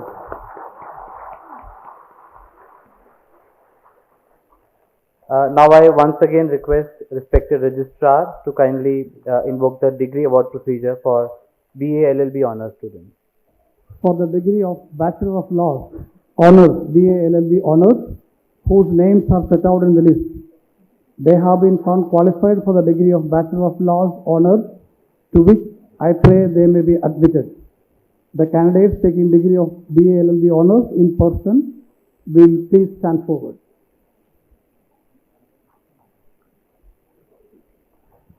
Do you sincerely promise and declare that if admitted to the BA LLB Honours degree for which you are candidate and for which you have been recommended, you will in your daily life and conversation conduct yourselves as worthy members of this university?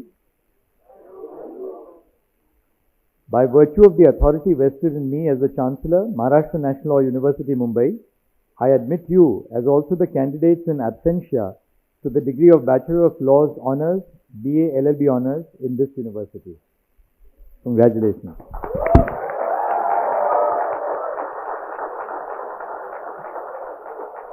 I now invite Dr. Kiran Rai, Head of the Undergraduate Department, to call upon the candidates on the stage one by one for receiving the degrees and also announce the medal winners. A very good afternoon to all. So we start with Vice Chancellor's Gold Medal for the BA LLB 2015 batch, and the recipient is Sara Jain. May I request her? I request Honorable Chancellor, Honorable Pro-Chancellor, Honorable Vice Chancellor to kindly give the degrees.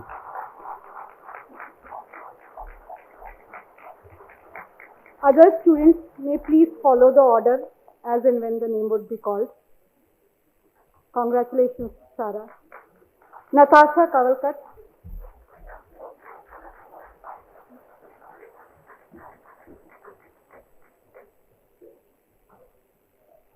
Vrindam Nagpal.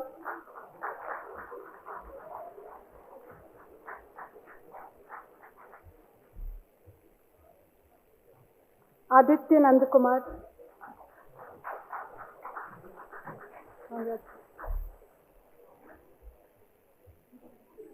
Aman Sharma.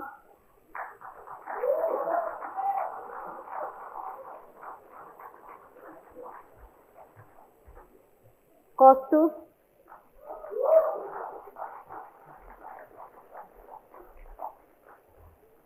Shambhavi Rai.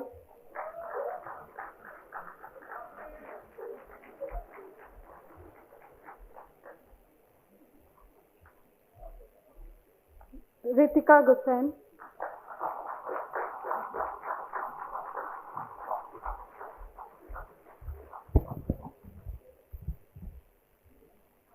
Bhanukaran Singh Jodha.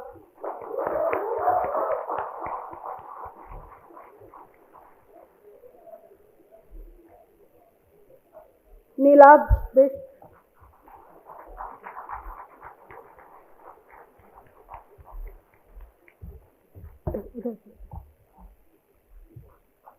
Arnav Madhav.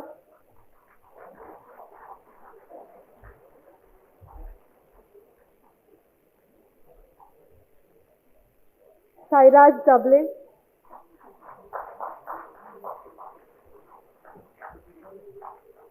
Krishnakant Vishwakarma. I request Honorable Pro-Chancellor Justice Dipakar Datta to kindly award the degrees. Apurva Gudewar.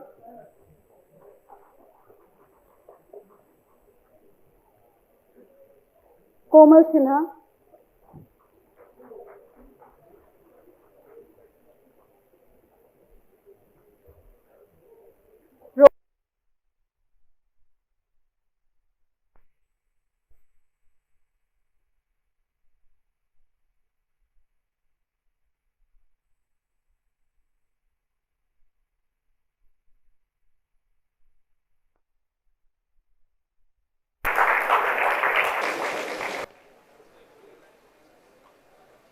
Rutuja.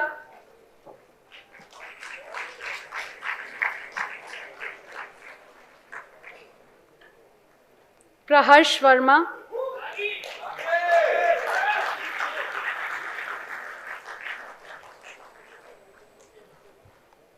Karan Shelke.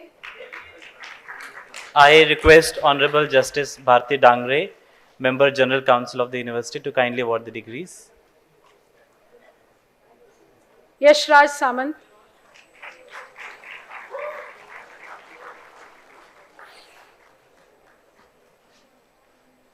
Kopal Garg.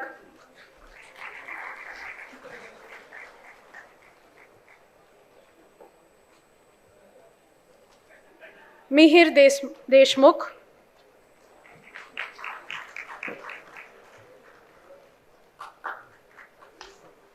Aditya Gupta.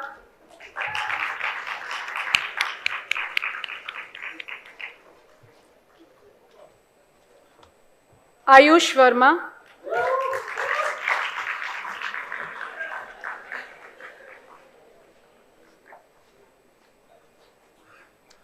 Pragya Agrawal.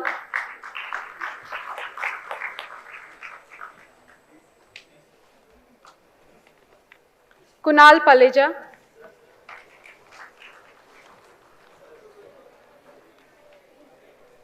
Aditya Tandon.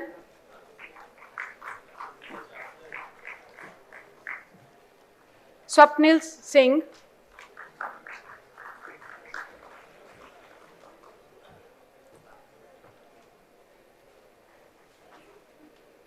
Shivam Sonkar.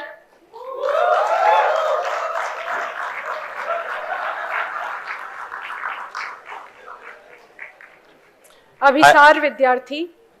I request Honorable Justice Nitin Jamdar ji, Member General Council of the University, to kindly award the degrees. Pranay Desai.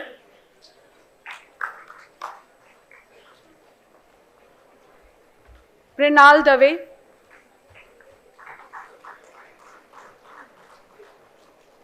Sohil Sankalp.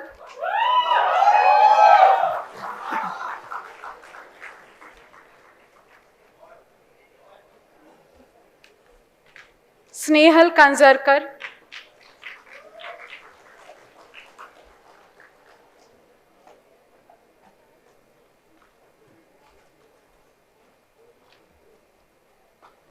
And Achal Karma.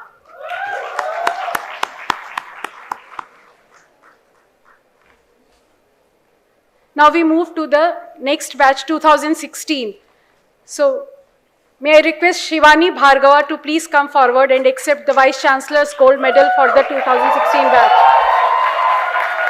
I request Honorable Chancellor to kindly give the Vice Chancellor medal.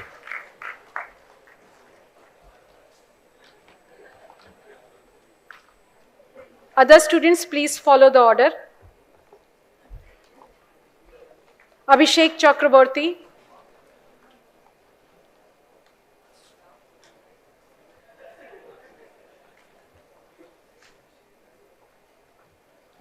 Abhishek Chakraborty, not present. No, Shivani. Aditya Prakash. Aditya Tane Pandey.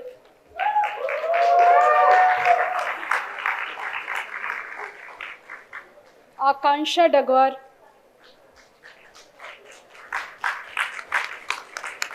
Ankit Kumar. Please applause for your batchmates. Aprajita Singh,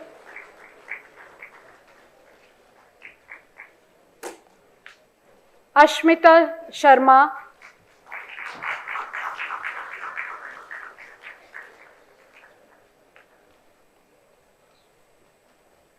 I request Honorable Vice Chancellor to kindly award the Bodhisattva degrees. Majumdar,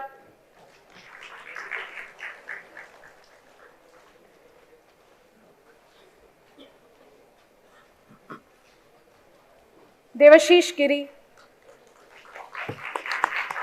Gopal Gaur,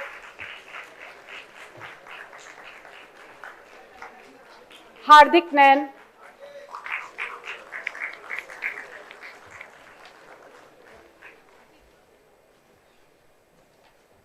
Ira Pandya,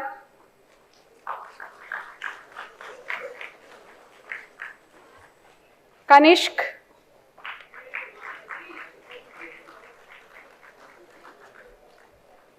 Nishchay Raut,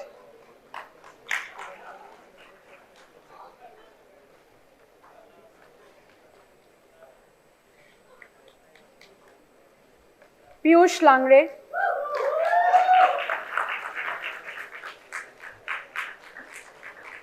Purvaja Ruke,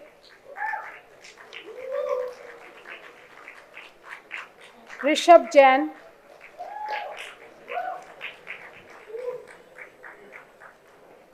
I request respected Registrar Sir to kindly award the Shaisha degrees. Bacha,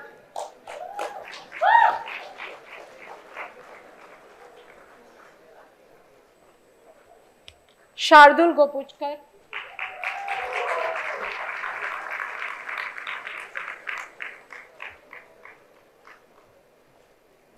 Charlene Papal,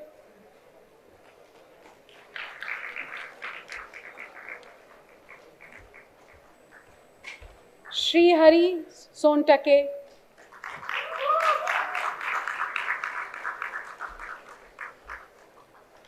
Shubhankar Mathur,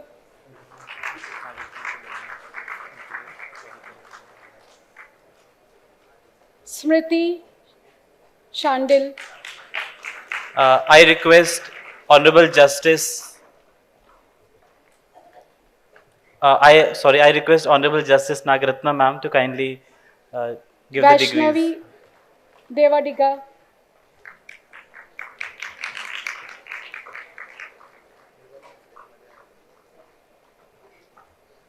Vatsal Gosalia, Please applause for the batchmates.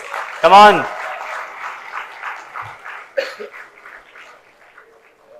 Vijay Kumar Sherawat,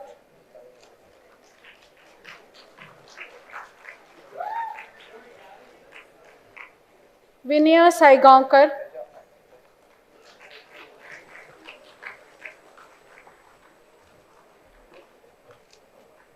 Natasha Maheshwari,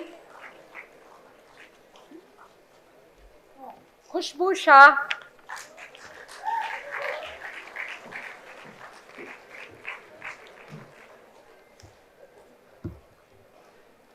I once Pratik again request Irpatkere. Honorable Chancellor to kindly give the degrees. Pratik Irpatkere, I once again request Honorable Chancellor to deliver the degrees. and Mithlesh Chaudhary.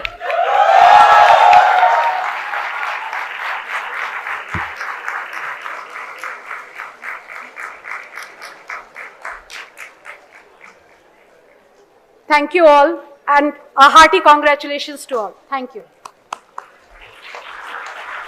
A big round of applause for all the gold medal winners. And a huge applause for all the graduating students.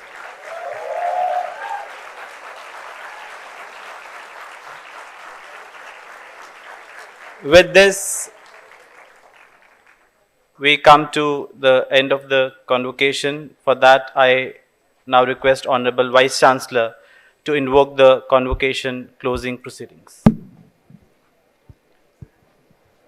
Honorable Chancellor Sir, I have the honor to request you to declare the convocation closed.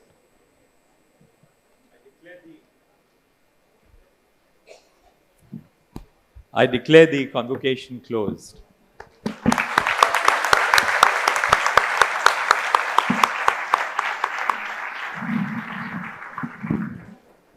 Thank you, sir. I now invite respected Registrar Dr. Anil Variyat to kindly deliver the vote of thanks.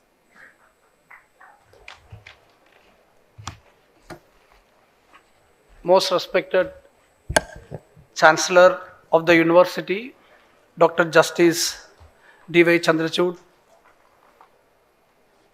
Pros Chancellor Sri Justice Dipankar Datta, Chief Justice, High Court of Bombay, General Council members, Honorable Justice Nitin Jamdar, Honorable Justice Srimati Bharati Dangre, respected Vice Chancellor, other dignitaries present on and off the dais. It gives me immense pleasure to be here before you on the first convocation day. My assignment is to propose a vote of thanks. I take this opportunity to thank the God Almighty for blessing us with a good climate and ensuring that this program went off well. We are blessed with the presence of eminent personalities on the dais today. I take this opportunity to express my deep sense of gratitude on behalf of the Maharashtra National Law University Mumbai family to our most respected Chancellor, Dr. Justice D.V. Chandrachud, who has always been a source of inspiration and guidance to us.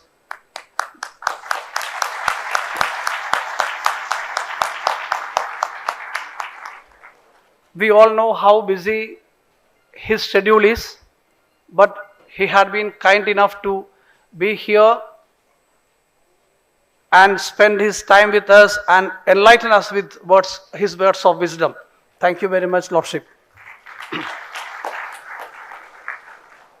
Next, I have to propose my vote of thanks to our respected Pro-Chancellor, Honorable Justice Dipankar Datta, Honorable Chief Justice, Bombay High Court, who is our guide, philosopher and friend, and he had always been in support to us. I propose my deep sense of gratitude to Sri Justice Dipankar Datta for being with us on this first convocation day.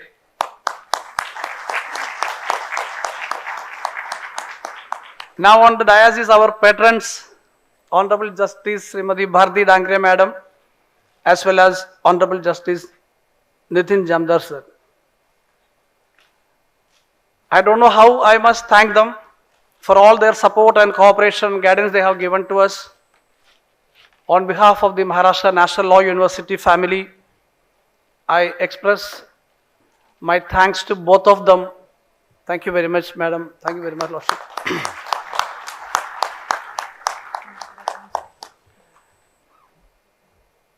Justice Srimati B.V. Nagaratna, Member of the General Council, I recall with thanks that immediately after taking over as the Judge of Supreme Court, we have sent a greetings to Madam, and Ladyship was so kind enough to revert back with reply and thanks. And we feel it as an honor that we have the first lady, future lady, Chief Justice of India amongst us. It is our honor.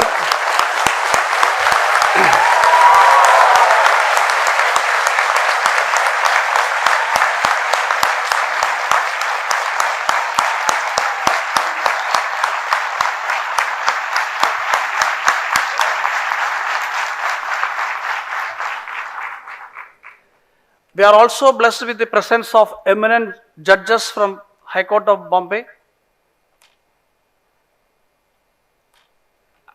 Due to paucity of time, I would not venture to take everybody's name, but We owe a lot to you all judges for your kind gesture of being present here on our invitation. This keeps us going further ahead with your all blessings and support. Not only the Honorable Ladyships and Lordships, the Registrar General, other registrars, members of the Honorable High Court Registry, and judges from subordinate courts, other tribunals are also present here in this occasion. It is my privilege to extend hearty vote of thanks to all of them. There are a few persons whom I cannot afford but to mention special thanks. One is the Principal Secretary, Higher and Technical Education, who is also our patron, and Principal Secretary Law, our former Vice Chancellor, the founding Vice Chancellor, Professor Bhavani Prasad Panda,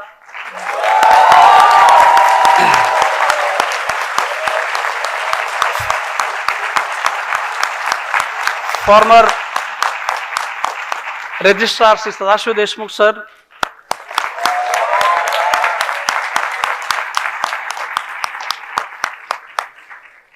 members of the sister law universities, the Vice Chancellors of sister law universities, Professor Sri Krishna Devrao sir, Professor Faisan Mustafa, Professor Vijendra Kumar,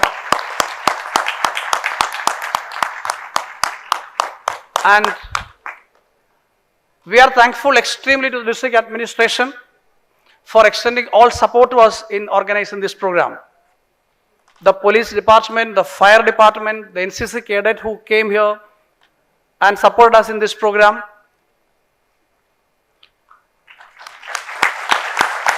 And we are a new NLU compared to many other institutions. But we have never been alone in our journey. We have been supported by many institutions of repute. For example, the National Institute of Security Market, the registrar and faculties of the institution are present here. The Indian Insurance Institute, their Secretary General and the faculties are present here. The Bombay Bar Association, the Family Court Bar Association of Mumbai, and so many other organizations are, rather they are our stakeholders and partners in our endeavor to extension of knowledge. I thank all of them for their continuous support. Especially our Vice Chancellor, Professor Dilip Uke sir, has always been telling us that we are a public finance institution, public funded institution, and the resources and the knowledge what we have should be shared with the community, including other law colleges. I recognize the presence of principals and faculties from other law colleges here, and I thank them for the time and energy they have spent here to come here and attend this program.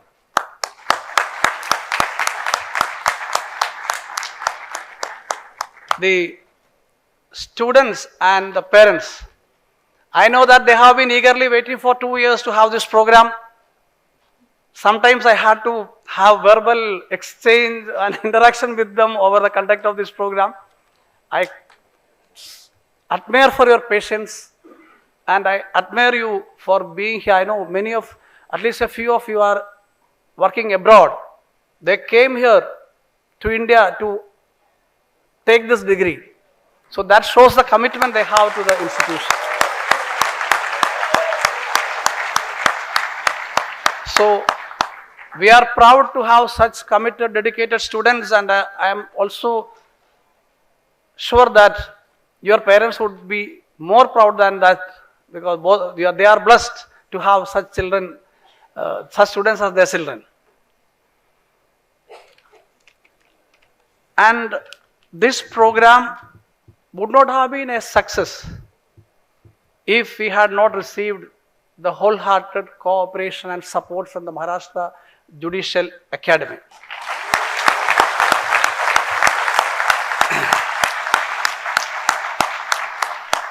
The entire administration of Judicial Academy, right from the director, governing body, every staff of this academy have supported us. And for us, we have another connect, because this Maharashtra Judicial Academy, our Chancellor's contribution to the establishment and development of this institution is immense. So we feel it as a privilege to have the first convocation in this hall. So I thank the entire governing body and the members of the administration of the Maharashtra Judicial Academy, especially the additional director, joint director and deputy directors for their support, and the staff. And there are so many people who could not attend the program, but they are watching this online. So my greetings to them. And now, not least, but at last, my own Vice Chancellor, who had been giving all the support and guidance, and he has personally came here yesterday. Right from the forenoon, he is here, encouraging and taking active part in every arrangement. So, on behalf of the entire Maharashtra National University faculty and staff, I extend a heartfelt thanks to sir. The event management team, Mr. Santosh Nair and his team, and our staff, members of the staff who have supported them for this successful organization of this program, they also deserve to be thanked. And our own faculty and members of the staff for all their support and cooperation. Thank you. Finally, I thank each one of you who have been present here today for the encouragement and support you have given to us, and we hope that all the stakeholders of the university will continue to support us so that we will conquer more heights in the field of academics and justice. Thank you very much.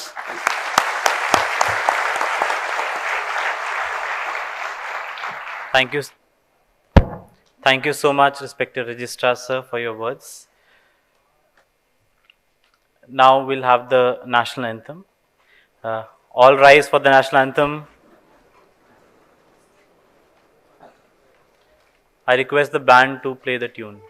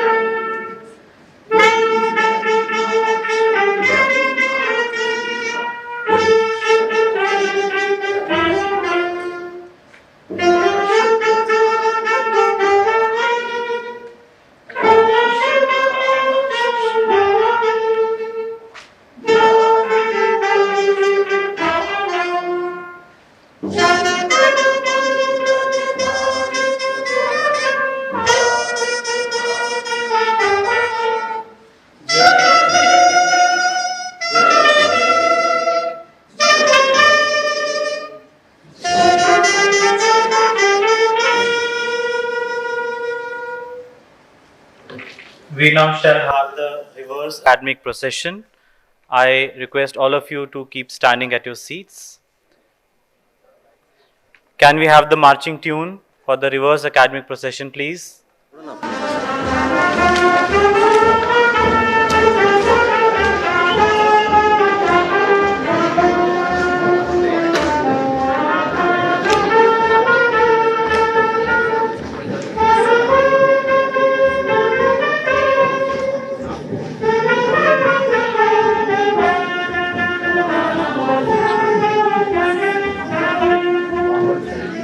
नहीं देते हैं।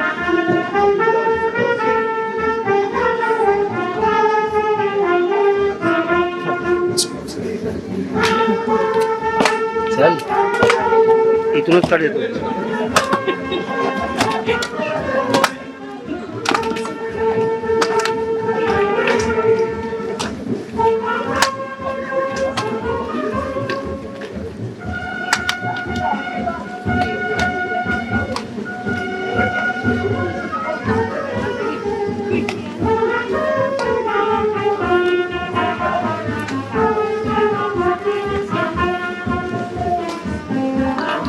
Congratulations and all the best.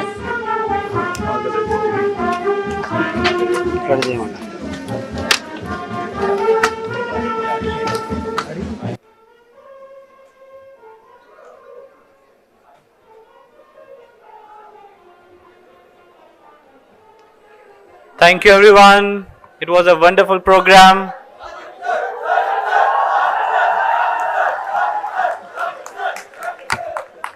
Now some important announcement.